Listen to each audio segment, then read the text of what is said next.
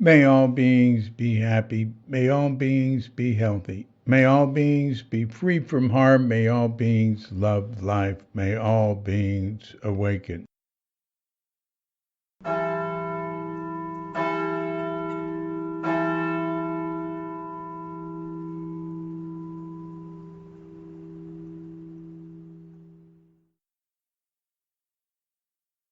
Welcome to another Cuke Audio podcast.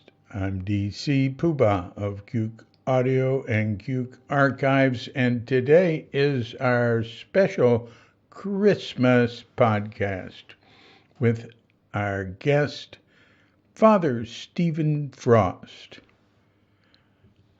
I pray that you and yours are safe and comfortable and able to get out and do whatever it is you want within the limitations of the universal precept of do as little harm as possible. Stephen Frost, I met in the late 1990s, I guess, somewhere in there. When he was running the Newman Center at Sonoma State University. And we talk about that in the podcast. We talk about just about anything, I'd say, about him in an introduction. I'll point out here the link to see his art, read his voluminous writings, and you can get to it by going to wp.nepsis.com, nepsis.com, and you'll hear about it, and you'll hear those links in the podcast. But if you want to come back and be reminded of it, it's right here at the first of the podcast. I just want to get right into it. But before I do, I'd like to wish everyone a very Merry Christmas. I hope you're having a very Merry Christmas, or if you're listening to this after Christmas, I hope you had a very Merry Christmas. Well, and really, I hope you have a very happy day today. And why not just forever be happy, healthy, free from harm, love life, and awaken. Okay, so after a pause to meditate, we'll go right into our phone chat with Stephen Frost.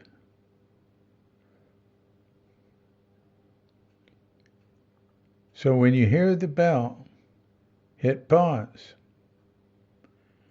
and meditate, or whatever you wish, for as long as you wish, or not. And when you're through, hit unpause, and we'll hit the bell to end the meditation period, and we will all be here together for the chat with Father Stephen Frost.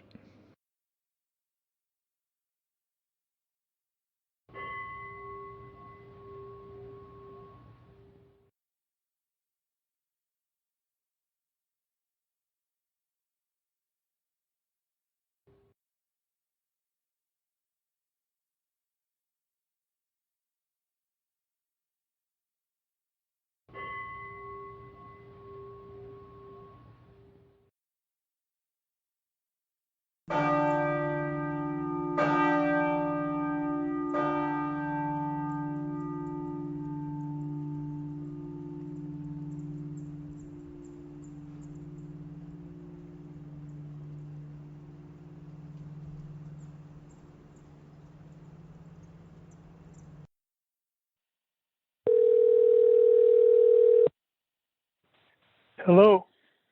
Good day, Stephen Frost. This is David Chadwick. How are you? Hi, David. How you doing? Okay. You are, incidentally, I'm recording now. All right. So you are, is it correct to call you Father Stephen Frost? You can, certainly. I know Usually Catholics call me that, but you have it's Reverend fine. in email, the Reverend Stephen Frost in your email signature.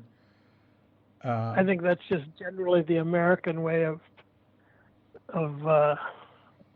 announcing a religious uh, denomination of some kind. Uh-huh. Uh-huh. I never think But of, I'm go on. I'm more comfortable with Father than Reverend. Yeah. Yeah. Well, so where are you? Where are you these days? I live in a little town near Palm Springs, California. Yeah. Uh, I'm pretty much retired as far as the church is concerned, though I'm in good standing with the church, and um, I work mostly on art and my paintings and writings, that sort of thing. Now, uh, your uh, your art can be seen. Your art is great. Of course, I get it all the time, but uh, it can be seen at uh, White Lights Missile. Is that the best one, or where?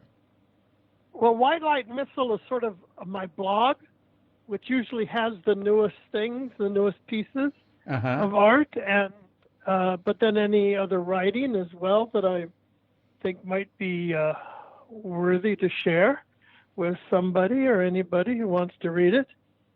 But then there's also the site at Berkeley, the Nepsis Foundation site, Yeah. and then there's another site that's sort of an extension of the Berkeley site, which is the Nepsis Foundation 50,000 Years of Spiritual Attitude, which Wow. covers my Well, continuing yeah. interest. I see here. It says for your paintings, uh, WP dot nepsis nepsis.com / visual dash art um, and poems at the same / poems.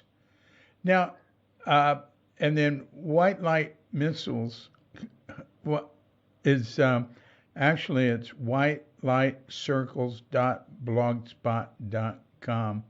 I'll put all those links in the metadata, and also I'll put them on the page for you on cuke.com. So if anybody wants to check up on that, they can just go to the site search box on the homepage of cuke.com and write, Stephen Frost, Stephen Frost. The Reverend Stephen Frost, PhD. Uh, Okay. your art is great. I mean, I've been looking at your art for decades. Really, I mean, you're awfully prolific. How many paintings do you produce? I think there's around 400, Uh between 400 and 500, and then some of huh. them are, out in their own homes with other people, and a Yeah. lot of them are still with me. Wow. There's kind of a core that I like to keep around me. Wow. Is there any uh, any explanation you give of your art? Ah, I never think of that. well, I just look at it, and I go, "Wow, that's neat." okay. No, well, I was trained by abstract expressionists. Hmm. I'm not just for the most part, almost entirely. And my last painting teacher was Hans Burkhardt, who was a famous abstract expressionist, a student of Ashel Gorky. Hmm. And my other main painting teacher was Alice Beamish, who was a student of Hans Hofmann.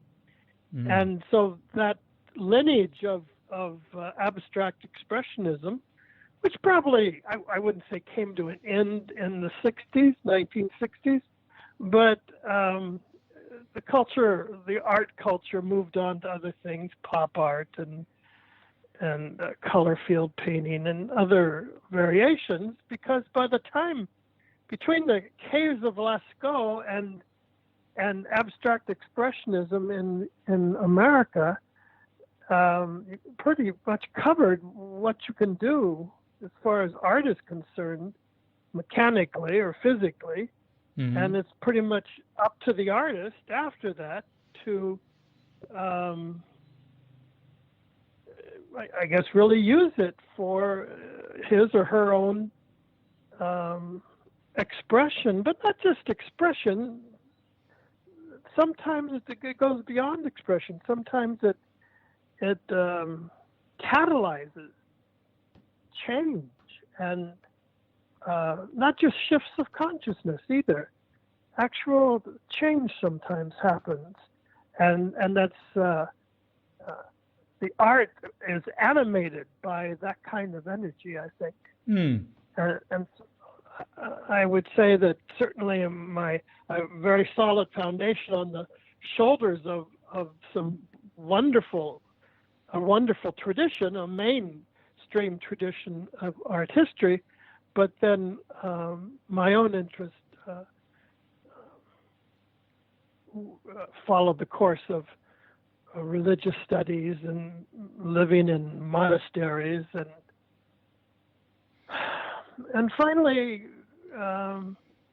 with that kind of background, years in each of those various disciplines, now I'm pretty much on my own, producing my own expression without, I don't think, a rupture from those more ancient roots.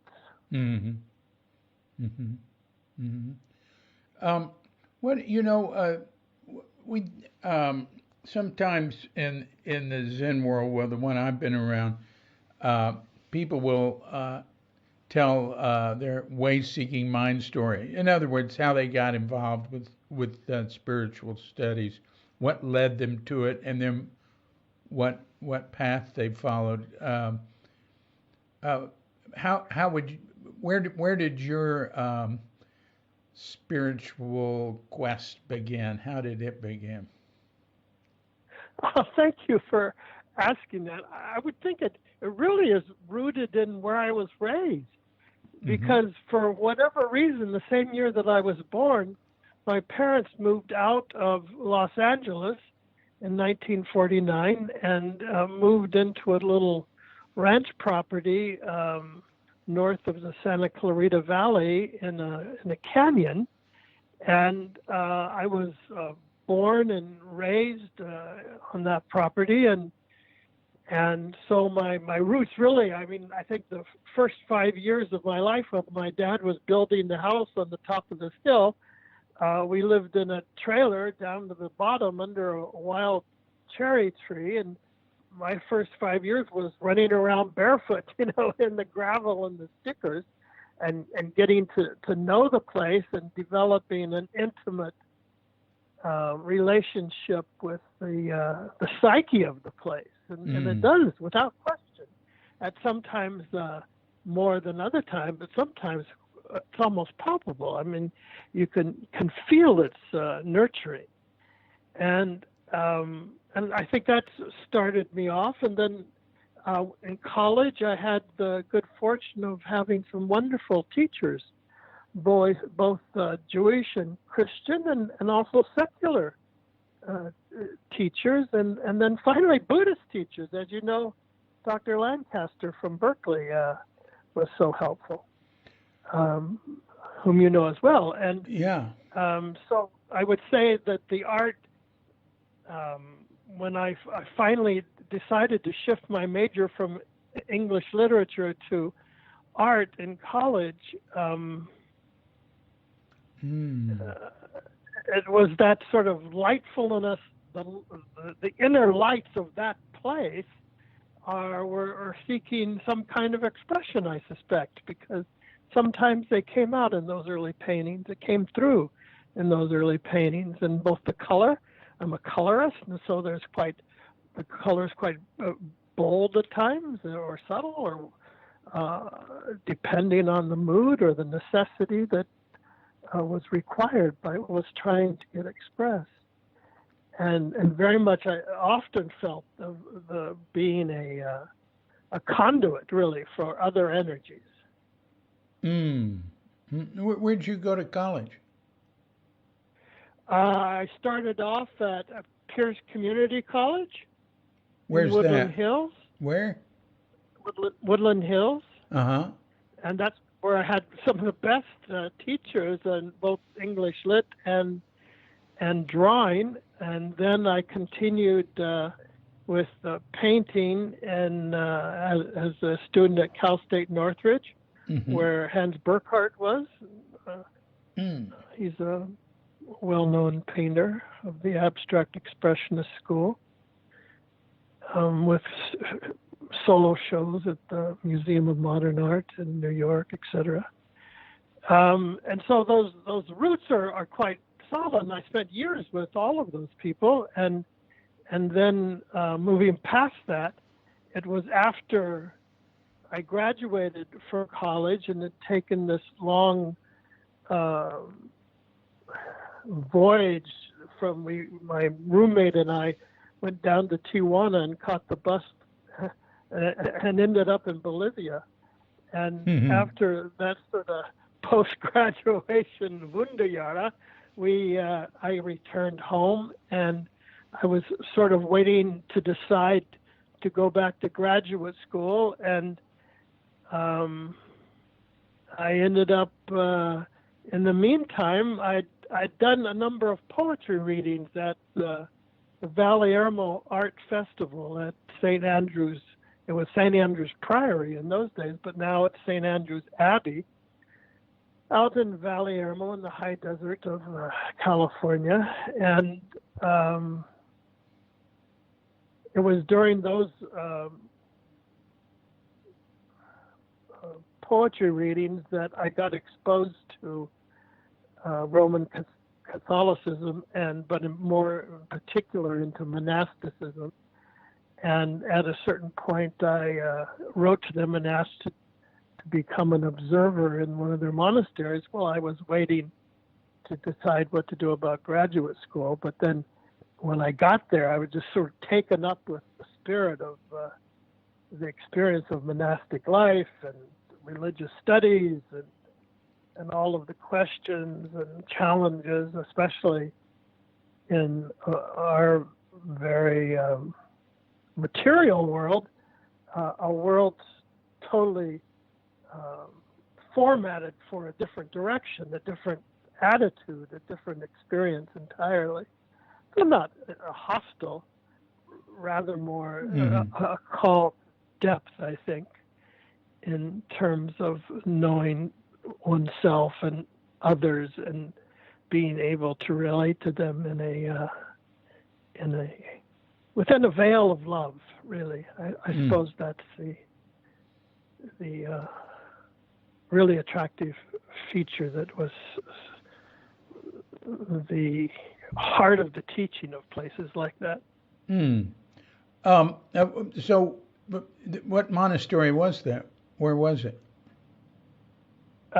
St. Andrew's Abbey now, which is at a place called Valyermo, just north of Los Angeles. It's by Palmdale, Lancaster, but it's up in the mountains above those desert cities.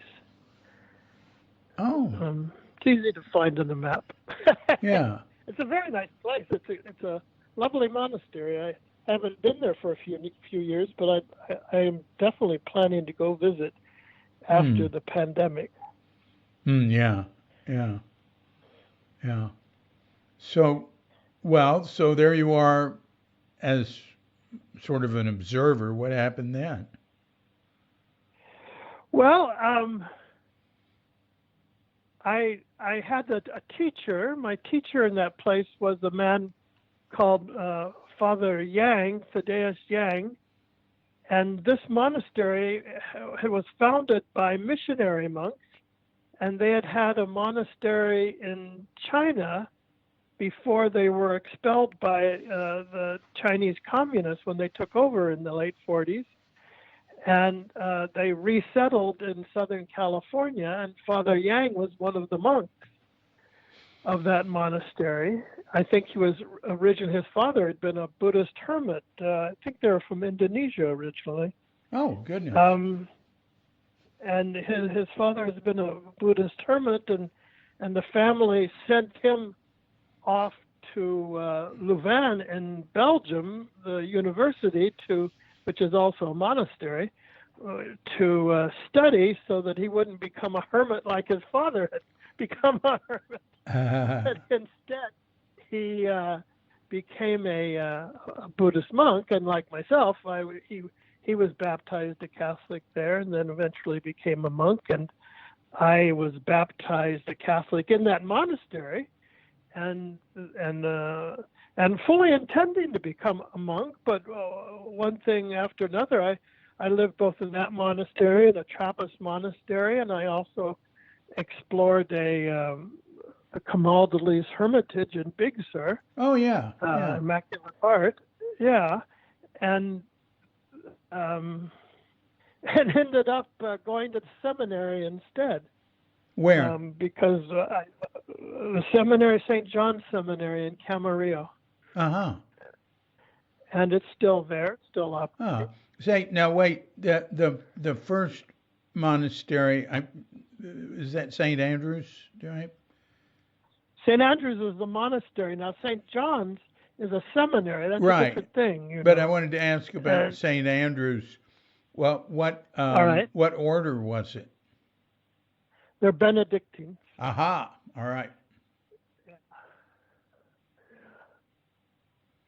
And then just recently, I spent 5 years, I think between 2008 and 2013, living in residence in another Benedictine monastery, Christ in the Desert Monastery in New Mexico. Oh, yeah, near I've stayed Abbey. there. Yes, you went there once. You did visit it. Yeah. It's a beautiful place, isn't it? Yeah, it certainly is. Yeah. I sat Zazen there. Now, how did you arrange that? It's not the usual. They were doing it. That was back in around 92. And, well, I don't know if they called it Zazen, but they had morning meditation, which was, there was some sort of, I've never spent much time with Christian ceremonies. There was some sort of sacrament in the morning we did, and then there was meditation, and people were sitting cross-legged in different ways. It's a long time ago. I can imagine that. Yeah. It wouldn't be the mainstream of Benedictine practice, but it certainly in those days would have been tolerated and encouraged to explore these different modalities of practice. Probably what you attended early in the morning would have been vigils, which might be between 3 and 4 in the morning, and then there would be a meditation after that. Maybe that's what you experienced. And vigils would be the typical divine office, which are these there'd be vigils and then lauds and then the 3 small offices and then vespers in the evening and then compline after that. How'd you like Camaldoli? I've also stayed there. Well, it's a great place. I enjoy it. In fact, it's another place I wanted to revisit. I've been away from monastic life for a long time, being more eremitical, more the hermit. Yeah, right. In terms of influences, because that place was tremendously influential way back in the 70s when I stayed with them. And then, as maybe I don't know if you remember or not, but much of that was interpreted in my own life and practice of hitchhiking pilgrimages. I mean, sometimes hiking around the United States, but it was always in the beginning. Before I became a Catholic, I started when I was 21, no 20 really. I started then, and it was sort of a quest in those days, and I had no idea what I was questing for. I suppose for enlarging one's realization, I would say now, but as a young fellow, I had no idea what it was for. I just knew that I had to do it. I wanted to do it, and I would spend months out on the road, and then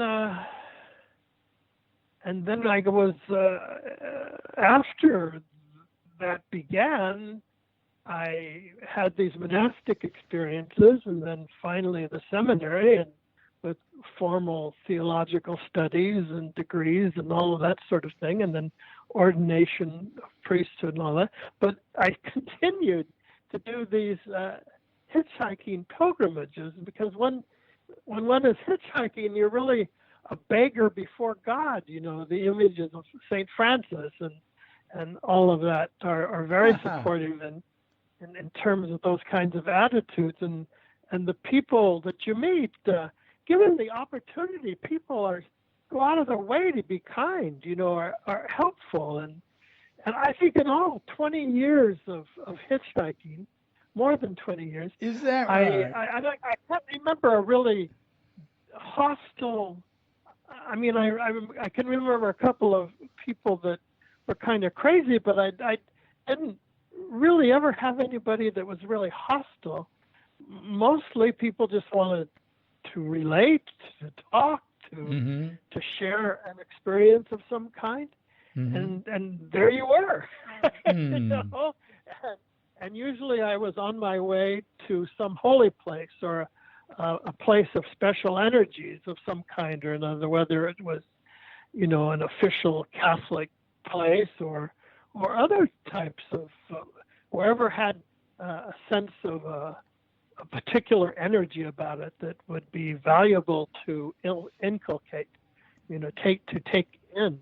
Like give examples, like Sedona or. Well, I kind of avoid those kind of places. In fact, I avoided Santa Fe for decades because it has this reputation, But then when I was living Christ in the Desert Monastery, which is just an hour or so north of that, a little more than an hour, there were often trips into Santa Fe to shop and to do other things you needed for the monastery, and I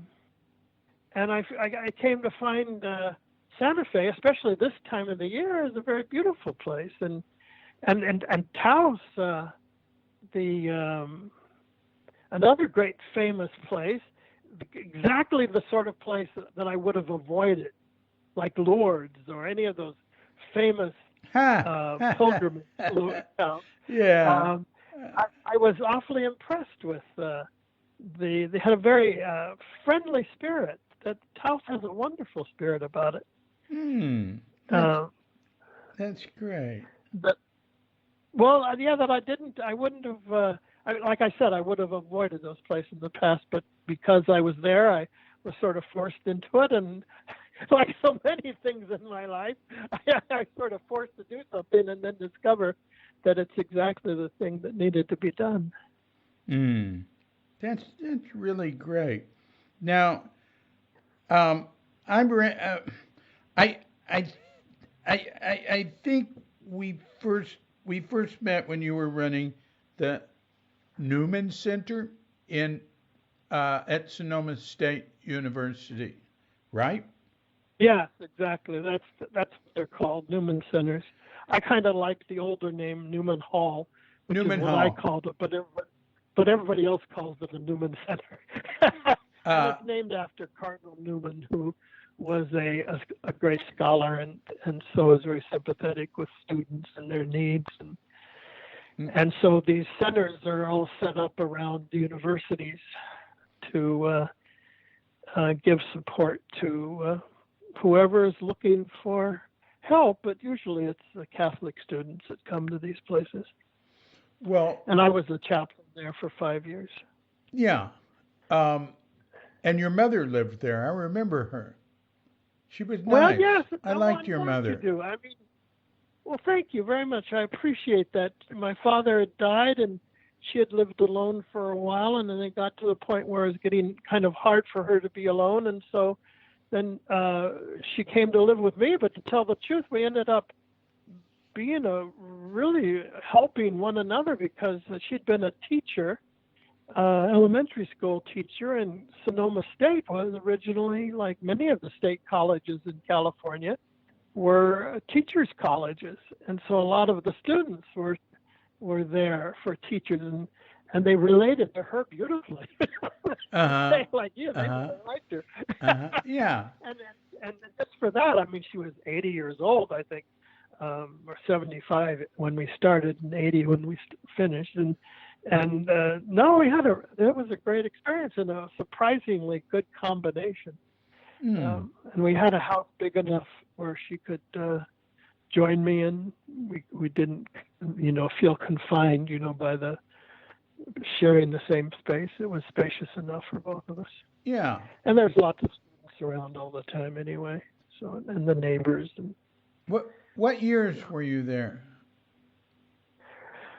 Well, let me see. I got my the degree in Berkeley was in 1995, and then it was that same summer, so 95 through 2000. Was that a January PhD at Berkeley? It was. It is, yeah. And that's where you studied with Dr. Lancaster. It was, exactly. He's the one that took interest in me, and I was ever so fortunate from that. He's a wonderful fellow. Oh, yeah. He's still going, and he must be in his 90s now. I think he is. He's up there. I think he's during the pandemic, he's living with his sister in Southern California. And they're sort of toughing it out there in the Pacific Palisades or somewhere around there. I don't remember exactly. He lived in Stinson Beach. Publishing. Pardon? Go ahead. Yeah, he did. He lived there. He did live in Stinson Beach, but then they moved to Sebastopol. Well, I saw him in Sebastopol because I lived in Sebastopol then too. Or yeah, maybe, I remember that. That's when I met you, wasn't it? Right. Now, I don't know if we first met when you had that class, but you invited me to a class you had. And it was a class for faculty or administration, not for students, to discuss spirituality. It might have been some evenings that I had at the Newman Center that could fit that description. It's a long time ago now, almost. Yeah, was it at the Newman Center? Rather, because I taught classes. And you had us reading, what's his name, Panikkar? Panikkar. Panikkar. Panikkar. Panikkar. Now, he's a giant. Did you ever know him? Or? Oh, God, yes. I knew him. He guided my two masters. And then when I got to Berkeley, he guided the comprehensive, but then I decided to focus part of the dissertation on him. And so he responded. He since he was a subject, he couldn't really guide it. And so he responded to it when it came time to award me the doctoral hood. And so he and Lancaster worked. And also, who was so helpful to me was the dean of the Buddhist school at the GTU there, the Graduate Theological Union. Who was that? I don't remember his name now. Like I said, it's 25 years ago. Yeah. But he was a wonderful fellow too. He was very helpful. Uh-huh. And what was Panikar's I mean, like, I think of Lou Lancaster as, at the time, he was like the foremost Buddhist scholar, professor, that I knew in California, when in the country, and he did enormous amounts of important work in early on digitizing, like Korean, Tibetan, all sorts of Buddhist canon. Uh, Well, Pamakar was a similar sort of fellow. He was fluent in 12 languages and published in 6 of them. He was just this incredible, just produced so much in terms of writing in philosophy and theology. And so he was a Catholic priest from the 1930s. And when I met him, it was in the, let me see, I met him my first year at the seminary, so it's probably 1980, and he was still teaching at UC Santa Barbara and lived in Montecito, which is just an hour away from the seminary in Camarillo. So I used to go up once a month for spiritual direction, and then we became friends, and he remained active in both my spiritual life, but in my academic life, all the way through to the end. Let me see, if the PhD was 1995, he died in 2010, and we were still quite close even then. He was very helpful, and he was a real scholar until I met Lancaster at Berkeley, and not that one took over from the other. They worked very helpfully in my regard. They were both anxious to be of help for people who they considered to be real seekers, people who really wanted to learn and to know. Both of them religious studies, and both of them with an expertise in all the religions of the world. You know, what I remember about your class is, you and I sort of saw things, how do you say it, eye to eye, or I felt very comfortable with your understanding of spirituality. And the people in the administration and their professors were struggling to get away from simplistic, literal understandings of Christianity and Catholicism. And you were basically, to me, trying to give them a bigger, deeper picture of it all that really is universal spirituality. I don't know if you remember that, but that's how I remember it. Well, I do remember our encounter, and I remember you being very supportive, and I appreciate that. The people from the university were always, cordial and polite, most of them, and everybody's got their own areas, and I would say most of the areas that they dealt with are so demanding that you can't be expert in everything, and religion is just not the emphasis of our age, I mean, there's still wide interest, of course, in religion, but to know it more deeply and to understand why people do what must seem very strange to other people who don't, practice religion, to spend time at prayer every day, or like yourself in Zazen, or in the chapel in prayer, or the divine office, or my more free-form means of altering states of consciousness through asceticism. I mean, you don't need, substances to alter one's state of consciousness. The human body has everything you need, Yeah. and including elements of such delight and such largesse that come from the practice of simple meditation, but then, like anything, it's a discipline, and hitchhiking around the country wasn't always easy. Sometimes it was very hard. And I'm glad I did it when I was young. I think I would have a much harder time these days, but though to tell the truth, sometimes I'm tempted. I live here not far from the Interstate 10 near Palm Springs, and sometimes I'm tempted to go out there and hitchhike over to the Colorado River just to see if I could still do it. Let me ask you, when you hitchhiked, what did you wear? Just normal clothes. Oh, you didn't wear anything identifying yourself as a priest? Oh, God, no.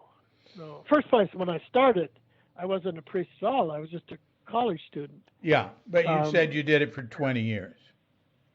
I did. No, I did it long after I was a priest and while I was in the seminary. And I was always able to articulate the metaphysical exercise that it represents, that it engaged. Mm-hmm. Of very often periods of fasting and periods of waiting and periods of, and you're basically a beggar, and finally a beggar before God. Yeah.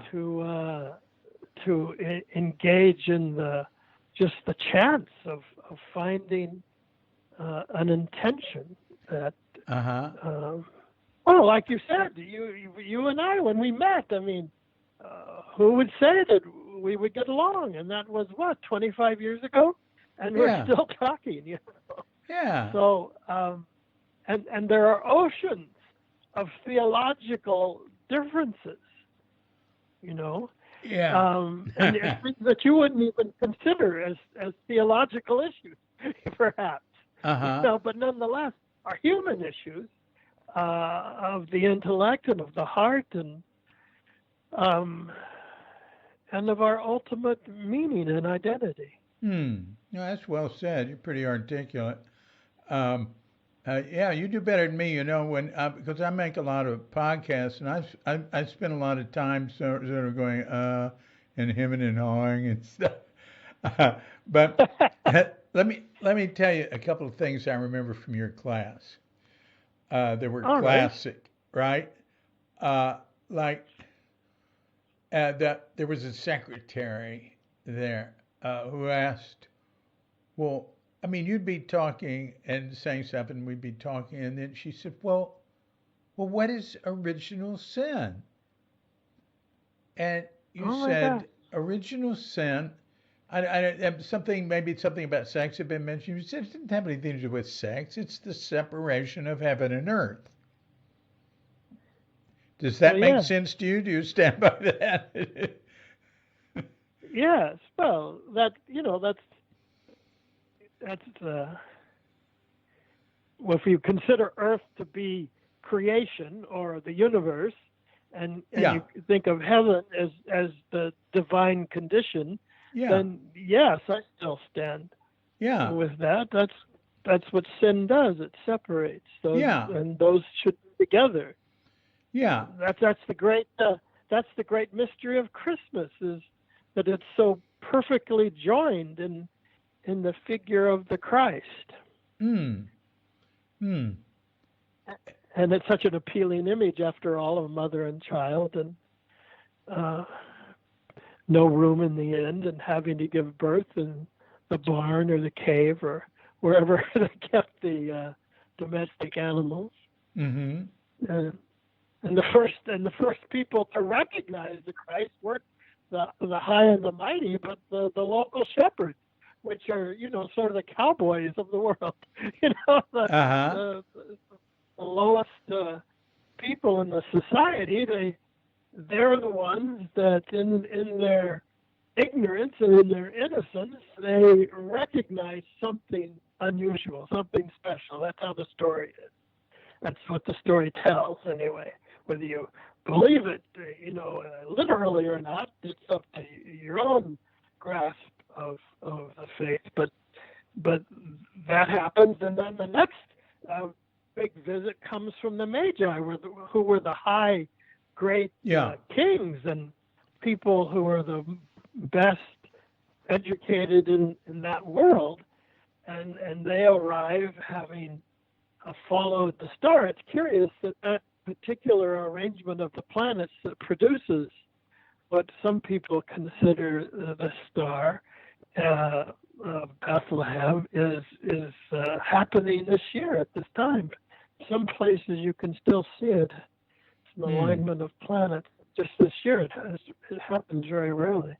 Anyway, so those shepherds, and then the great ones, the Magi, and then of course, it's the fascinating thing about Christmas is just the joy of this full and innocent and so vulnerable realization of this, that the core of our being is the union of as apparently I said 25 years ago, heaven and earth, or the things of God and and matter is somehow resolved, and in this sort of beautiful image and story, and then but the day right afterwards, after Christmas, is the feast of Saint Stephen, the proto-martyr, who was stoned to death because he believed in Christ. And then the third day after Christmas is the feast of the, not so much of a feast, but the commemoration of the massacre of the Holy Innocents, of all of the children that King Herod slew because he was afraid of the competition from a king being born. So he killed all the babies. But Jesus had already escaped to Egypt by then. So there is this story that the more one lets it percolate through their whole being, reveals the full spectrum of both the challenge and the hope and the fulfillment that is possible in life.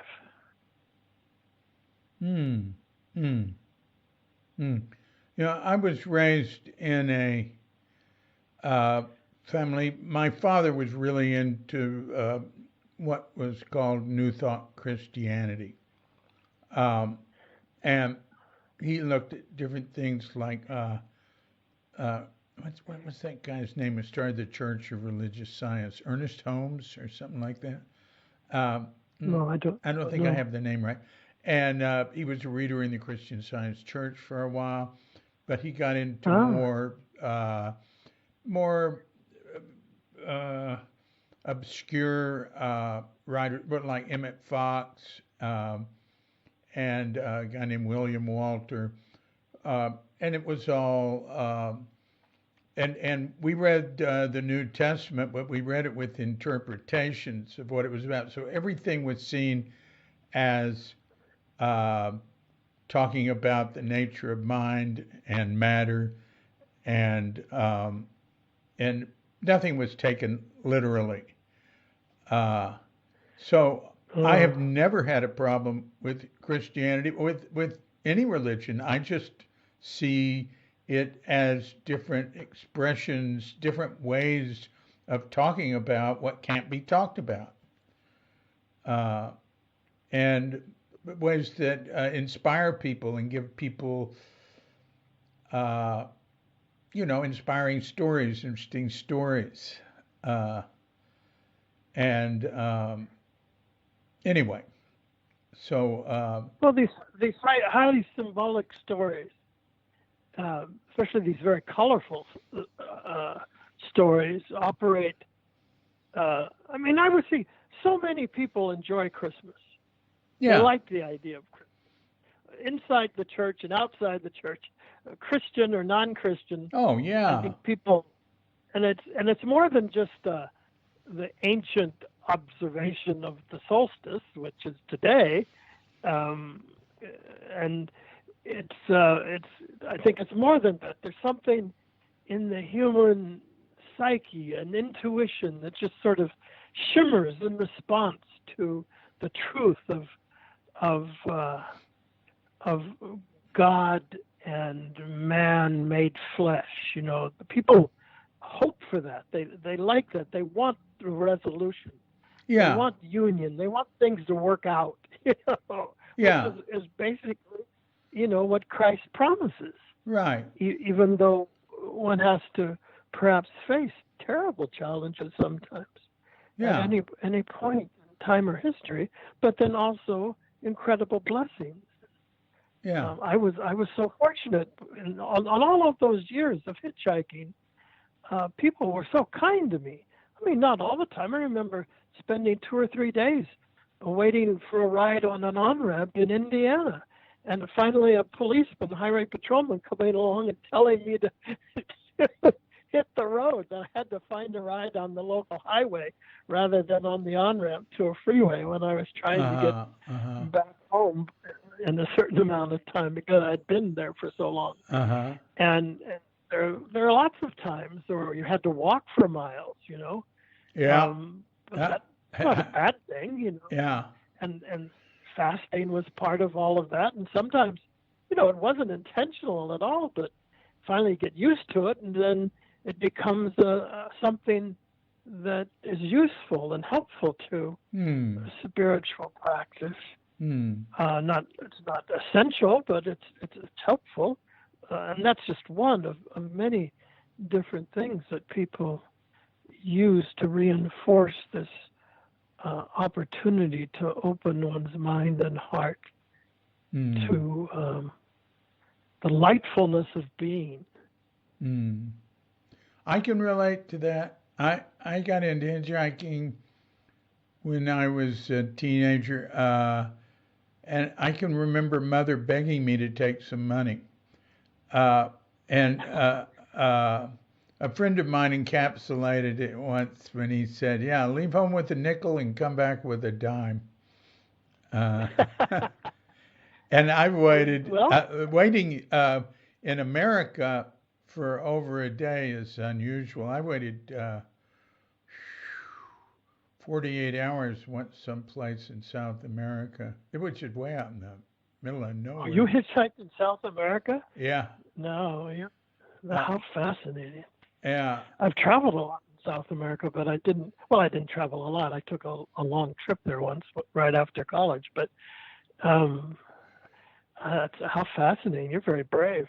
Well, it was pretty civilized area. It was from Rio to, actually from Sao Paulo down to Buenos Aires. And that's not like going from Quito down to Chile. Why did you choose that place in particular? I was living in Mexico City, going to the University of the Americas, and mainly I was smoking pot and taking peyote and taking speed and walking around town and talking to people all the time, getting into Spanish. But I had friends that went to Rio, and one of them lived there and was very wealthy. So I flew there to meet them, and then, we continued on south.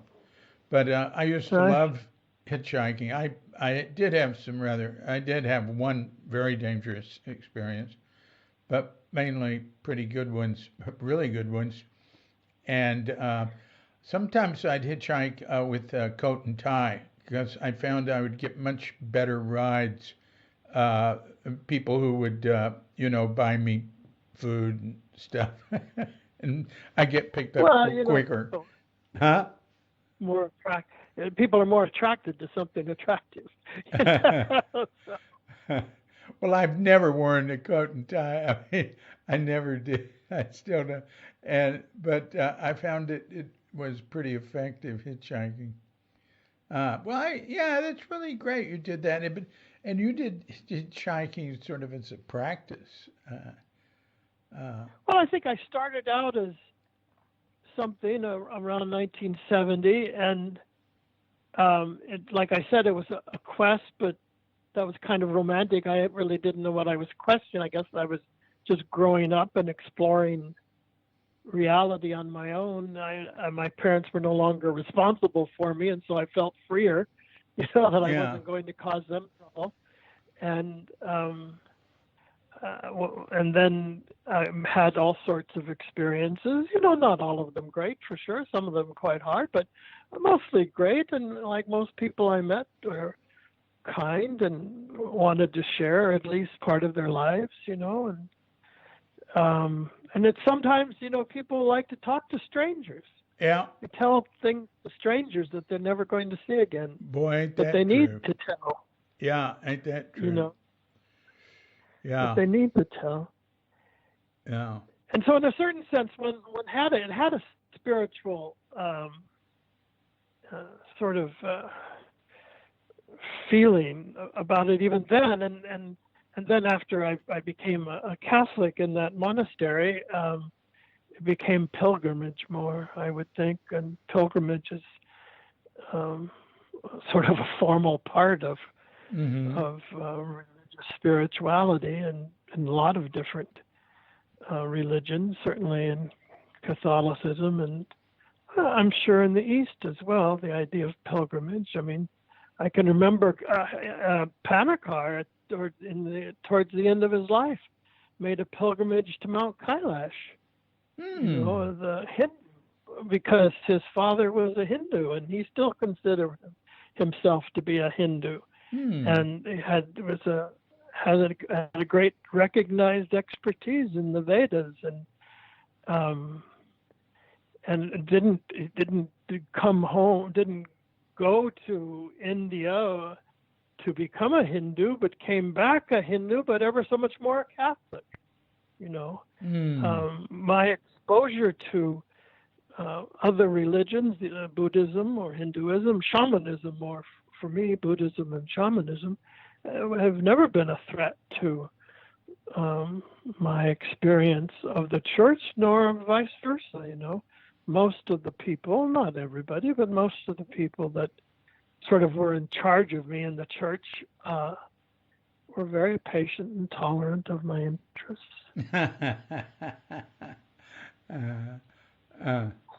Yeah.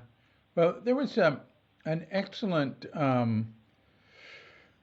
There was a guy who doing shows for CNN on religion, and he really did a good job.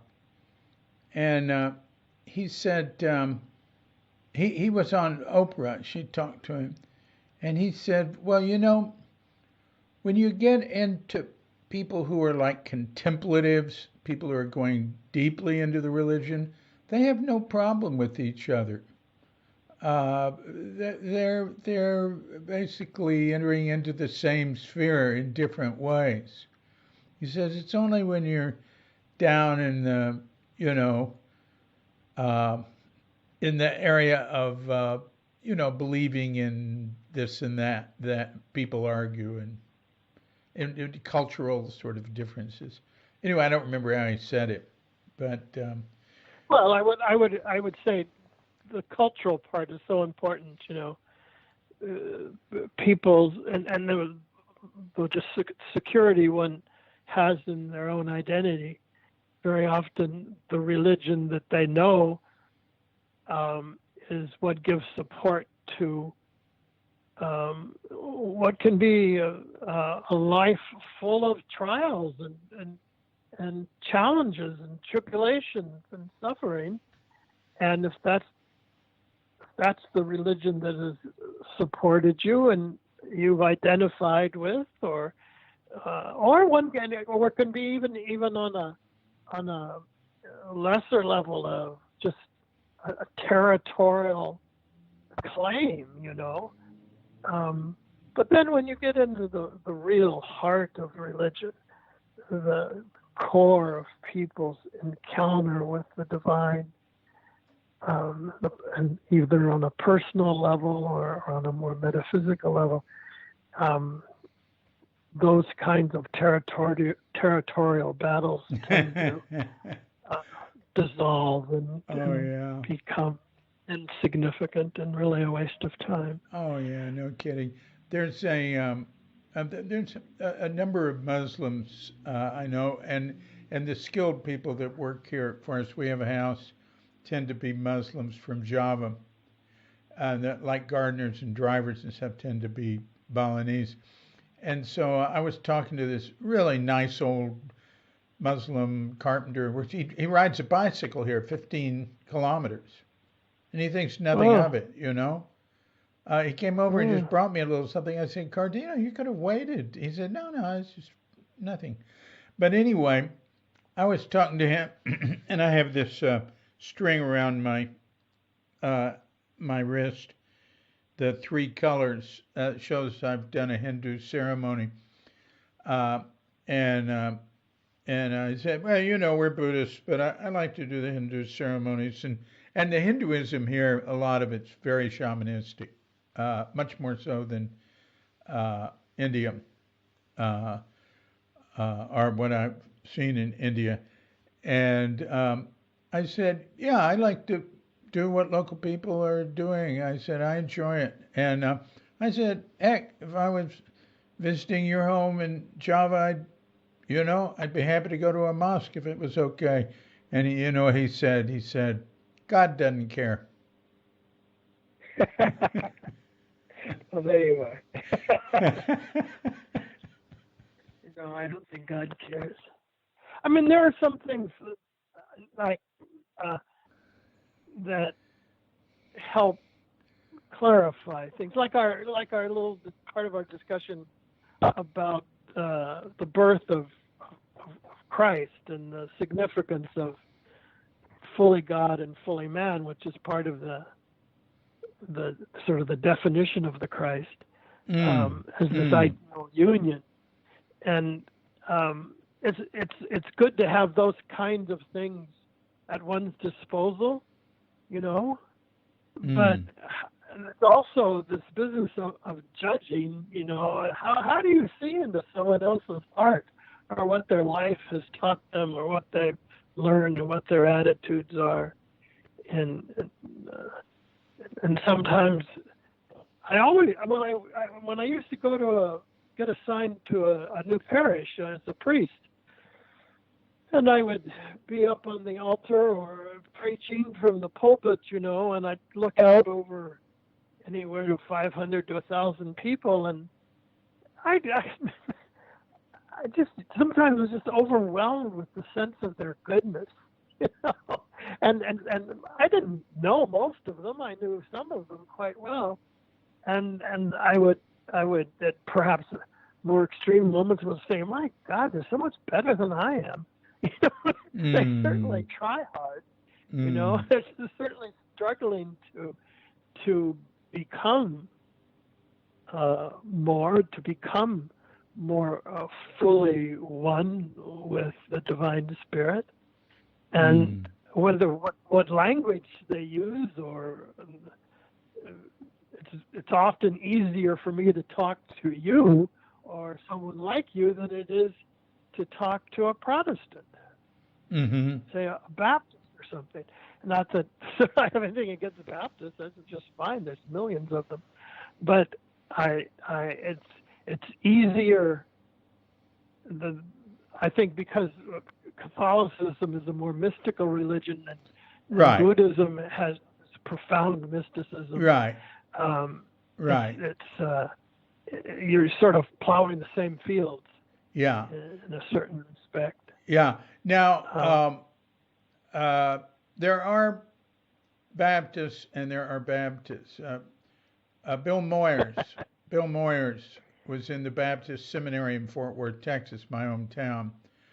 And look where that led him. Incidentally, that seminary had been a very liberal, open-minded seminary, but the wave of fundamentalism that came through, it was like it purged out everybody who didn't have just the most narrow, literal way of looking at things. And that, there's been a wave of that in Islam and in Christianity in some areas. Hopefully it's... the cyclical won't Oh yes, remain. exactly. I was going to. These things tend to swing back, and let's face it, all of the fine institutions we have in this country are largely because of Protestant influences, and Hmm. also the Enlightenment. That helps. You know, Yeah. but, Um, uh, there but the there was. Reformation and the Enlightenment were great improvements on so many of the complex human and cultural problems Hmm. in the Europe that helped form the beginning of the United States. Yeah, yeah. I've always related better to Catholics, but like my English teacher in high school for the 11th and 12th grades, wonderful woman, Miss Smith. She was a Baptist. She was very open-minded, and I did my, my term theme for her on Emerson, uh, and she loved it. She said it's the best paper she'd ever had, and it was There totally, you go. mm, you know, non-literal way of looking at spiritualism.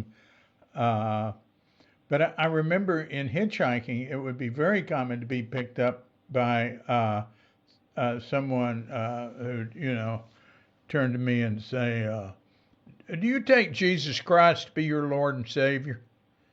And I'd I've say, had a couple of "Yeah, I'd say yes, I do. However, my understanding of what that means might be different from yours, but each of us has our own personal relationship with God, don't we?" And I could would. always deal with it, no matter what their approach was. Well, you were raised in Texas, weren't you? Yeah, You had a lot of experience. yeah, I had to deal with that, and I had to deal with, uh, you know, tough, young, angry guys, uh, and learn how to, basically you treat people with respect, and you don't mouth off a lot, and you'll be all Well, right. learning that is a great challenge of one's life, isn't it? Yeah, yeah, yeah, Seeing the Christ in other people rather than blaming them for yeah, what they yeah, known. yeah. Indeed, indeed. Um, I just did a podcast with Yehuda Allen Winter, who was an early Zen center. He was the first Zen center person to live at Ta Sahara, and he's been Oh, doing Yehuda. He got when he was in high school and studied. Uh, he was Jewish from Chicago. He studied. Hebrew, or he studied the religion at an Orthodox church, so they gave him that name. So he, later on in life, in his adult life, he took it back.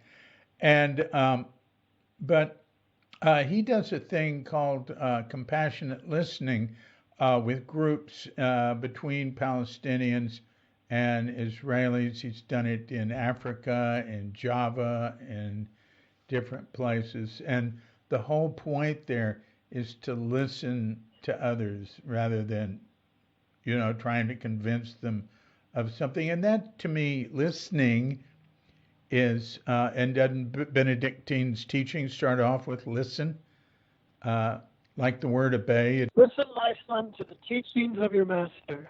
Yeah, Incline the ear of your heart. yeah. I learned that from Brother David Stindelrast. He talked about Saint Benedict. Uh, Sure, that's the order they follow, the rule they follow. yeah, yeah. I remember that. Yeah, and he was at Mount Xavier, which is a Benedictine. Yes, Mount Savior is a Benedictine monastery. He's terribly independent. Like you are, um, Brother David. And there was a fellow named Dome Alward Graham. Did you ever hear of him? I don't remember. No, not offhand. He wrote Zen Catholicism back in the '60s. Oh. And he used to hang Well, out with Elsie Mitchell, who founded the Cambridge Buddhist Society. Correction, Cambridge Buddhist Association. Anyway, uh, listening is, to me, is uh, like a way to see the Christ in others, say. certainly. So, How do you integrate silence? Speaking of listening, well, how do you silence, integrate silence into your life? how do I integrate silence? Well, is it like as a practice? You know that you make it a point to have silent moments, or do you just Oh, live a yeah. life in which Well, there's a lot of I silence? start off Or every day with hot water and putting away anything that needs to be put away in the kitchen, getting that in order, and then doing uh, walking meditation and then seated meditation. And huh? yeah, I usually don't uh, get I don't open a computer or do anything until I've been up for a couple of hours. Um, Uh-huh. and um, so there's, uh, but you know, real silence is, uh, you know, getting into like divine silence is, you know, not something that happens easily. It's a lifetime of, well, depending on the person, a lifetime of practice. Because when we meditate, or are in, say, that type of silence, there's still plenty of noise going on in the chatter of the mind, the thoughts going by, and then Yes, exactly.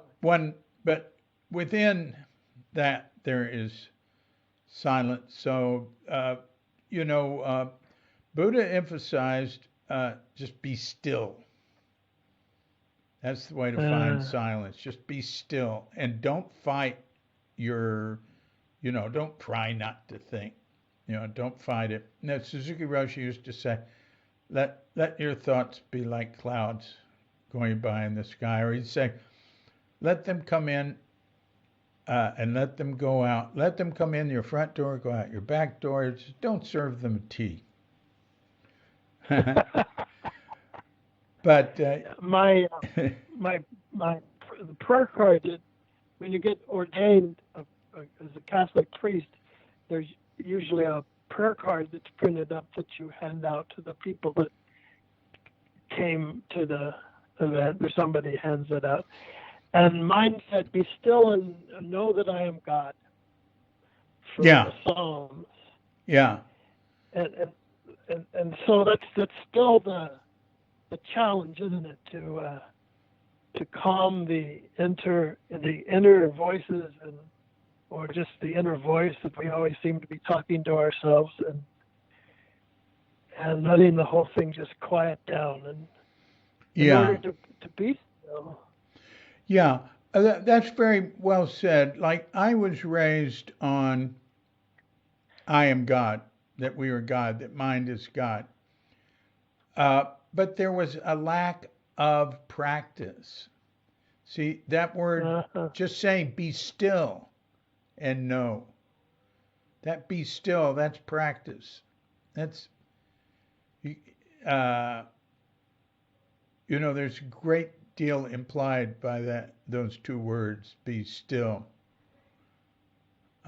And Absolutely. also, it's not just the formal period of meditation, but it's throughout the day. One can apply that to whatever we are doing.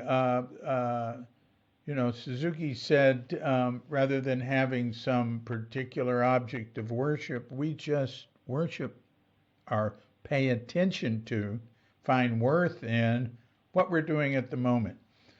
Uh, And see, I don't have trouble with the word worship. People think it means something, you know. It's about. I tell you, like the old movies that would have the Hollywood idea of what natives were, going, bowing Yeah. before idols and stuff like that. Um, Yeah. uh, that's about the level of sophistication of the average person's and the media's understanding of what a word like worship means. Well, and I think that's why those good people from the university that came to that evening that you remember at the Newman Center had very sincere questions, as I remember, Mm-hmm. because their lives really had been focused in other areas. But then it would depend on the individual. I mean, there are so many different personalities, so many different lives. They did, and a lot of their questions were around thing reasons they couldn't believe in Christianity or in religion. Um, and you very skillfully opened it up. Whatever they asked, I remember a woman asked, "Well, do you believe do you believe in the virgin birth?" And you said, "Well, that means that Mary was pure of heart. Um, it doesn't mean, that's all you said."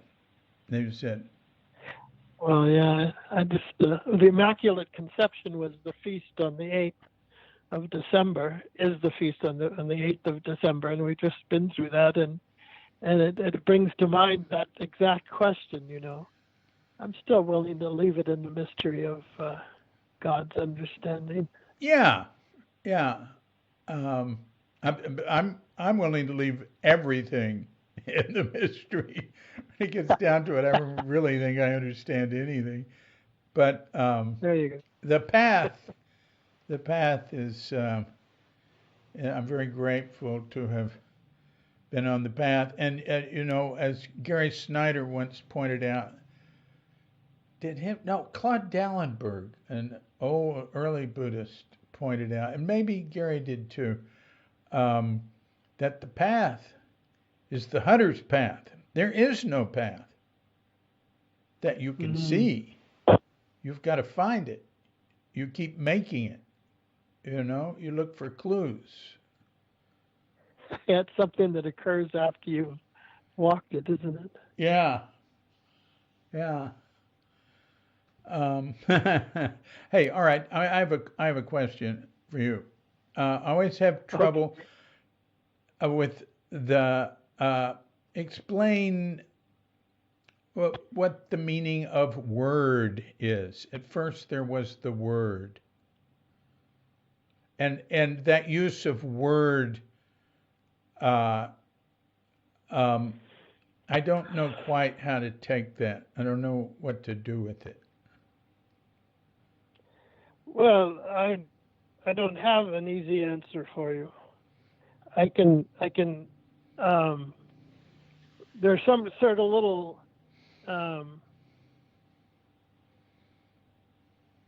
landmarks along the way, but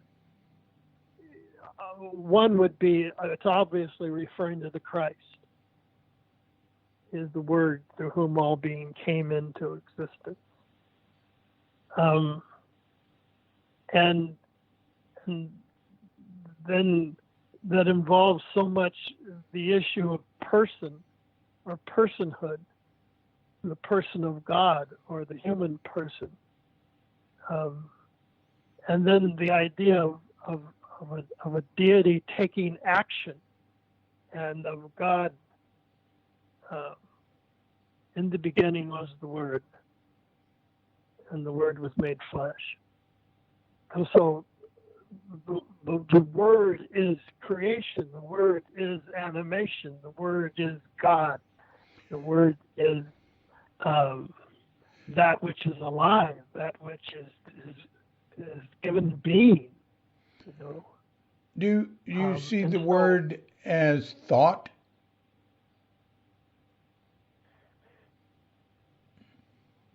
isn't that interesting? No, I had never thought of that. I mean, obviously, yes, of course, one could think of it as a thought, I suppose. I just never have. Isn't that curious? Because it's kind of an obvious association, isn't it?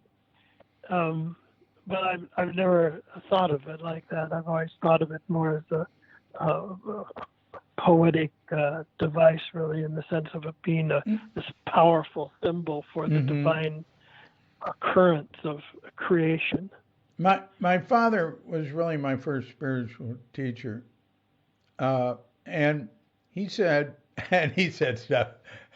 I really I'd go I didn't I didn't understand, but he'd said, if you look deeply into thought, he said, thought is God. And so he meant not the thought itself, but where it comes from. And that's sort of like Advaita Vedanta Hinduism, which I like very much, and especially Ramana Maharshi. And I spent a little time living next door to that ashram. And the thing about Advaita Vedanta, they say that sense you have of I am, that is just, look at that. That's it. And Ramana Maharshi said the ultimate spiritual statement is I am that I am. Well, Quidditas, that thing that fascinated Joyce so much, Quidditas, the thatness of a thing, its real substance in the sense of its spiritual character. Mm-hmm. But when I think of the word, I think of it along those lines. That certainly is the right garden, but I think of it as the power of God to create, to make being, bring into being that which is, and it's somehow modeled on the divine person. Mm-hmm. Mm-hmm.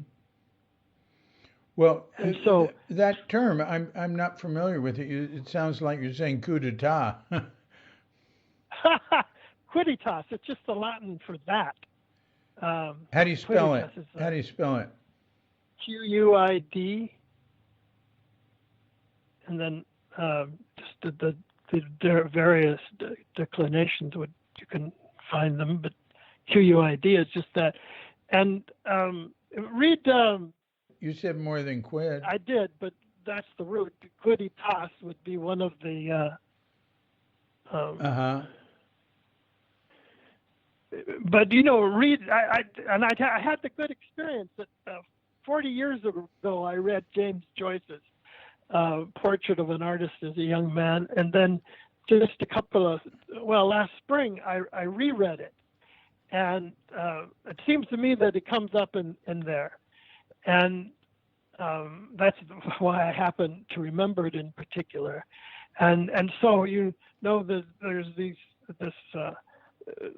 the people of the Middle East, the Semitic people, but all of those different cultures around there were very much people of the word.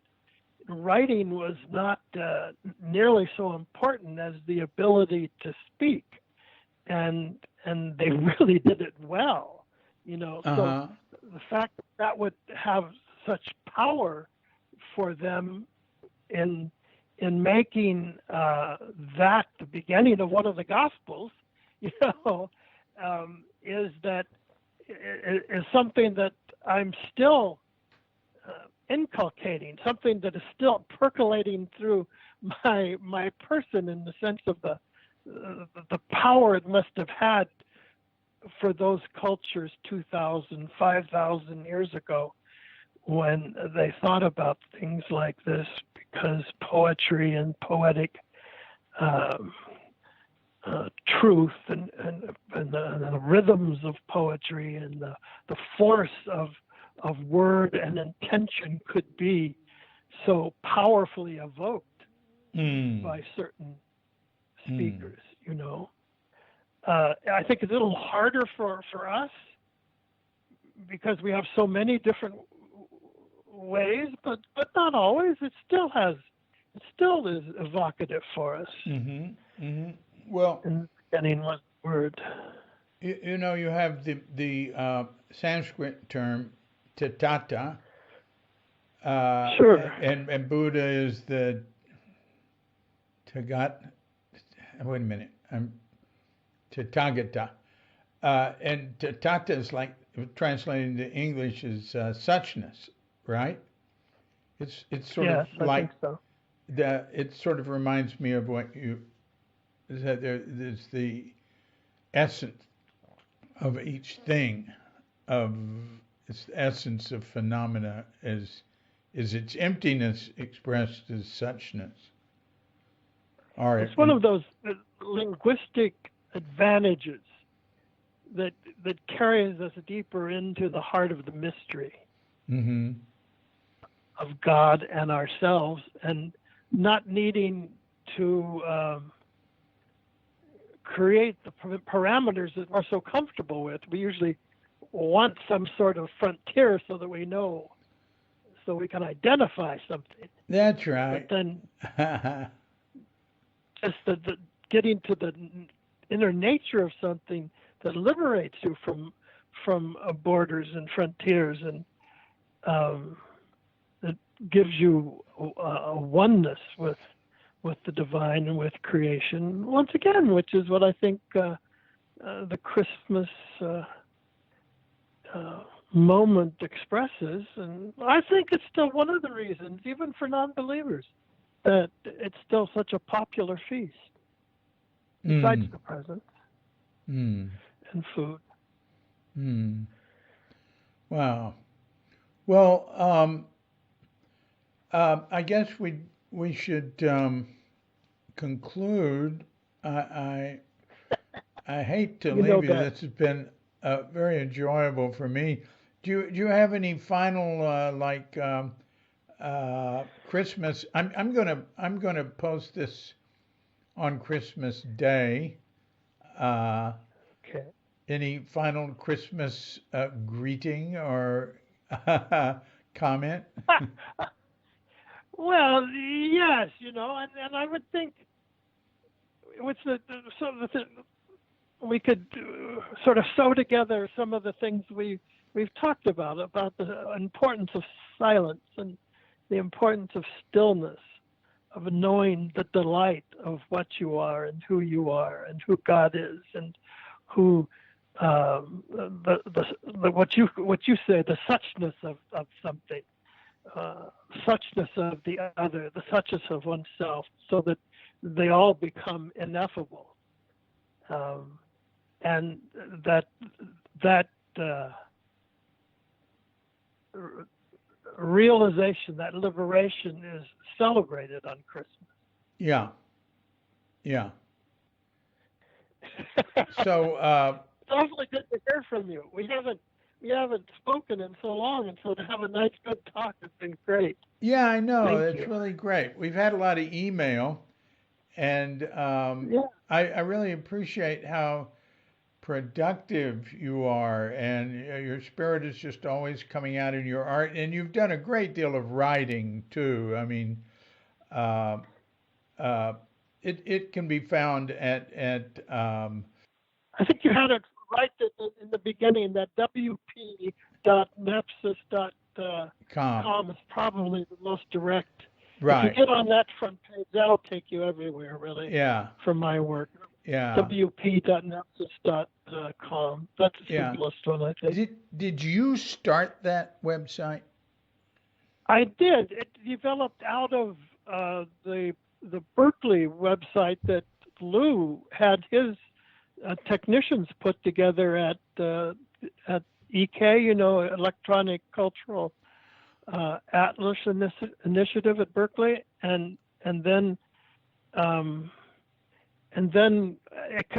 all of those themes continued to develop until I just really finished it this last in 2019, and that's that WP WordPress.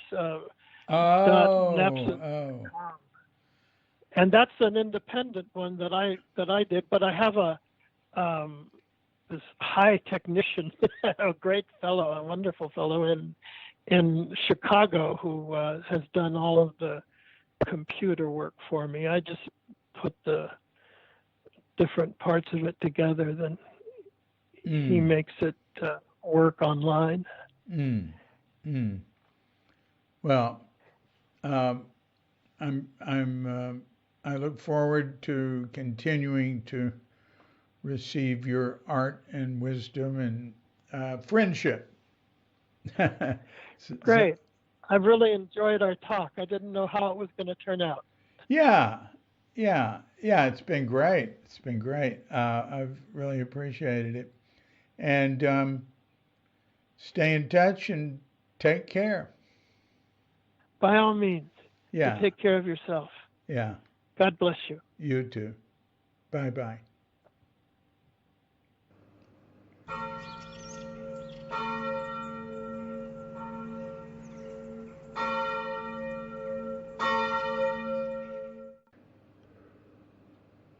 So thank you very much, Steve Frost.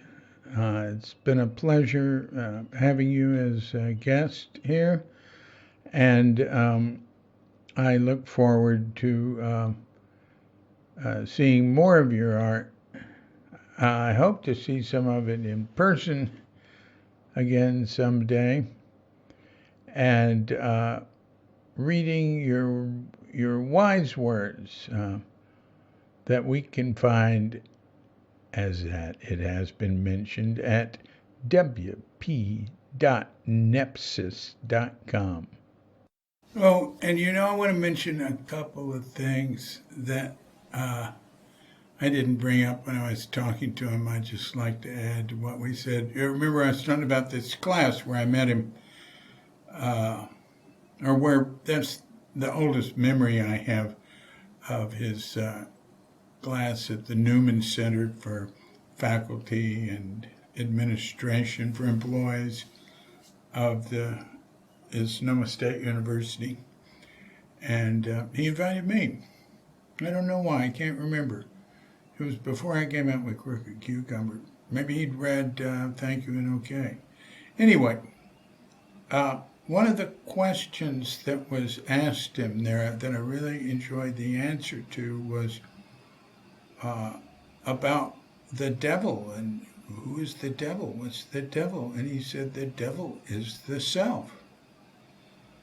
And I thought, perfect. That's great. And then the question was from this ex-Catholic woman.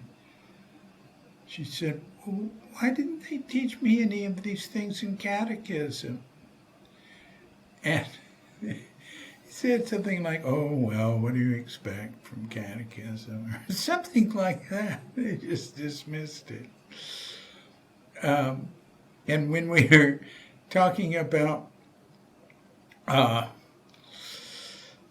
applying ourselves different ways to, different ways to practice, to awaken. I wanted to bring up the Jesuits' phrase that Jerry Brown taught me. Age quod ages. Just do what you're doing. Isn't that good? Okay, that's all. I just wanted to add those things.